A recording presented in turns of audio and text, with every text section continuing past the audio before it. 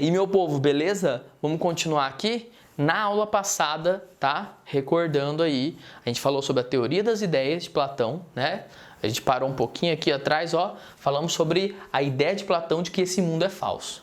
Ele, como discípulo de Sócrates, alguém que uniu ali Parmênides e Heráclito, e como ele vai chegar à conclusão que tudo nesse mundo é falso. Todos os cavalos participam da ideia universal de cavalo. E nós deveríamos estudar a ideia de cavalo. A ideia de justiça, a ideia de beleza, né? A metáfora até para Platão é que, olha, tudo que a gente vai conhecer, sabe? A gente não pode... Tudo que a gente vai conhecer, ele vai dizer, a gente tem que partir do que é essencial, daquilo que não muda nas coisas.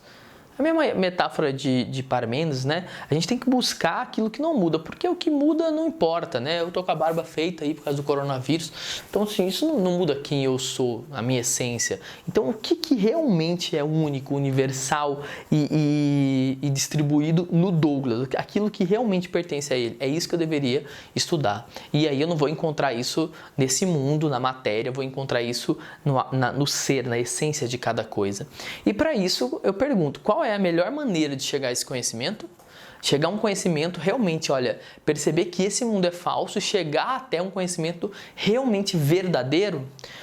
Aí nós chegamos à dialética platônica. Platão vai pegar Sócrates, né?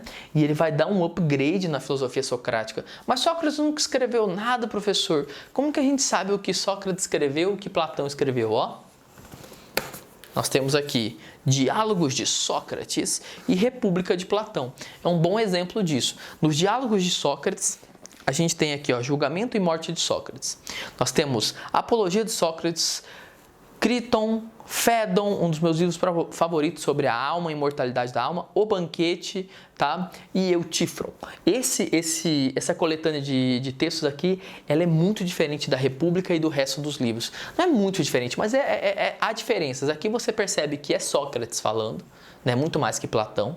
A própria ideia de Sócrates, ele não vai tanto para o mundo das ideias, não, ele vai buscar muito mais uma dialética no próprio conhecimento vivo. Olha, Sócrates acreditava que todos nós temos raciocínio, então todos nós temos que ter direito de pensar livremente e assim a gente vai chegar até a verdade. E Platão, não. Platão, meu amigo, na República, ele já vai aqui começando falando, ele já vai, uma dos primeiros metáforas que ele vai passar aqui é a metáfora do mito da caverna, dizendo que esse mundo é falso, ou seja, indo para outras prerrogativas, falando do transcendente. Aqui a coisa vai ficar muito mais ligada ao metafísico, ao mundo das ideias em si, que é Platão. Então, voltando, só para explicar para vocês, Platão é um Sócrates exagerado. Sócrates vai falar da maiêutica, todo conhecimento está dentro de você, e Platão vai dizer o quê? Cara, realmente todo conhecimento está dentro de você, você não precisa buscar fora, você só precisa buscar dentro de você através da razão, da dialética. A nossa mente funciona por dialética. Como assim? Cara, eu chego, eu pergunto algo, assim como Sócrates ensinava, e eu vou pensando sobre aquilo, descobrindo os contrários, tirando o contraditório e vou chegando até o conhecimento verdadeiro. É como se a gente tivesse realmente uma tese e uma antitese, né? Eu tenho uma tese. A tese é que a quarentena ela é extremamente necessária. A antitese vai dizer, não, devia ser uma quarentena vertical, essa quarentena não é tão necessária. As duas deveriam conversar racionalmente, deixando as emoções de lado e debatendo até chegar às conclusões. A razão sempre vai chegar a uma conclusão. Quando chega essa conclusão deve ser levada por uma outra antitese e assim, nessa tese e antitese, a gente vai chegando até uma verdade que não pode ser mais questionada. Essa verdade é a verdade racional em si. Então, como que eu chego a verdades? Através de uma dialética. E aí Platão vai fazer a distinção de dois tipos de conhecimento, a doxa e a episteme. Isso é importante você anotar, tá? A doxa significa opinião e está ligada aos sentidos. Por quê? Porque é subjetivo. Eu falo para você, olha, que cor que é essa minha camiseta aqui? Que cor que é? Tem gente que vai falar, ah, isso aí é um cinza. Não, isso aí é verde. Cara, os sentidos são assim. Cada um enxerga de uma maneira. é subjetivo, é igual a opinião. Os 5 sentidos é igual a opinião, cada um vê de um jeito. Agora, quando eu falo de episteme, de ciência, quando eu falo de conhecimento realmente intelectual, aí não é relativo. Exemplo, professor, Platão é apaixonado pela matemática, né? 2 mais 2 é 4. Pronto, isso é um conhecimento intelectual. Você nunca viu 2 andando por aí, mas é um conhecimento universal. Então, Platão vai dizer, ó, aquilo que é intelectual é ciência, é universal. Aquilo que é puramente intelectual, tá? Não é aquilo que eu tenho uma opinião sobre algo material, não. Aquilo que é puramente intelectual. E já aquilo que é ligado aos 5 sentidos, na prática, é algo relativo. Né? Cada um vê de uma maneira, cada um vê de um jeito. Beleza? Então, para Platão, a ciência é sempre intelectual. Puramente intelectual, com a matemática. E todo conhecimento que vem pelos 5 sentidos é mera opinião. Então, apesar... Vamos voltar lá, ó. Primeiro aqui, para deixar claro para vocês, ó, doxa, opinião é um juízo que versa sobre os seres do mundo sensível. Seu ponto de partida é a sensação, o devir, a sensação, a mudança. Episteme significa ciência, conhecimento do ser que é plenamente o que é. Por isso é plenamente inteligível. A ciência só se ocupa das essências das ideias, né? Então a ciência se ocupa daquilo que não muda, a ideia pura. Se você entendeu isso aqui, você vai entender que apesar, vamos lá, ó, apesar de Platão ter falado dos 2 caras aqui, ele dá muito mais moral a Parmênides, né? Então ele vai dizer, beleza, Heráclito, verdade, cara, é um grande filósofo. Ele percebeu que esse mundo é falso, mas ele está ainda preso a questões de opinião, porque ele está falando muito sobre esse mundo. Já Parmênides está fazendo filosofia, está fazendo ciência.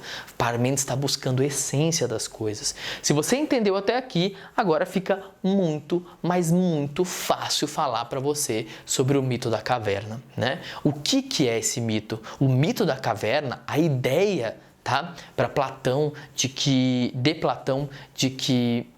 todos nós estamos presos de uma caverna. Entenda o que é essa caverna. É muito comum alguns professores de filosofia falar dessa caverna como se ela fosse a nossa ignorância ou algo assim. Não, cara. A caverna, ela é esse mundo aqui. A caverna é isso aqui que você está vendo. A caverna é essa cadeira que você está sentado, esse computador. É olhar para isso aqui e achar que isso aqui é real. Isso é a caverna. Professor, mas se isso aqui não é real, o que vai ser real? Cara, essa é a questão. Isso aqui parece real porque é a única coisa que você conhece. Assim como os prisioneiros da caverna toda a vida só viram sombras e acham que as sombras são reais. Você olha para essa parede e fala assim, ó, claro que essa parede é real, né? Porque você só viu essa parede. Você só viu a árvore, mas você nunca viu a ideia de árvore que deu origem a todas as árvores. Eu sei que parece loucura, mas se um dia você pudesse perceber e ter acesso à ideia de árvore, se você experimentasse a ideia de árvore que deu origem a todas as árvores, você perceber que todas as árvores são só cópias, são sombras do que é essa ideia. É muito interessante como esse conto Platão criou ele para explicar algo muito complexo. O pensamento dele é muito fora da casinha, né, velho? É muito fora do que a gente está acostumado. Então ele criou o mito da caverna, como dizendo para você assim, é óbvio que você não vai entender o que eu tô falando, é óbvio que o que eu tô falando é uma coisa muito difícil de perceber, porque você nunca viu nada além desse mundo. E eu tô dizendo para você que existe algo além desse mundo, algo que é eterno. Entenderam? O mito da caverna, então, serve como uma analogia à própria teoria das ideias de Platão, onde esse mundo aqui é a caverna. Isso é interessante, né? E aí eu sempre deixo aqui, aí você vai lá no meu Prezi, lá no Remonato Blogspot, você vai ter acesso aqui a esse desenho antigo, cara, mas esse desenho aqui é muito legal em um sentido.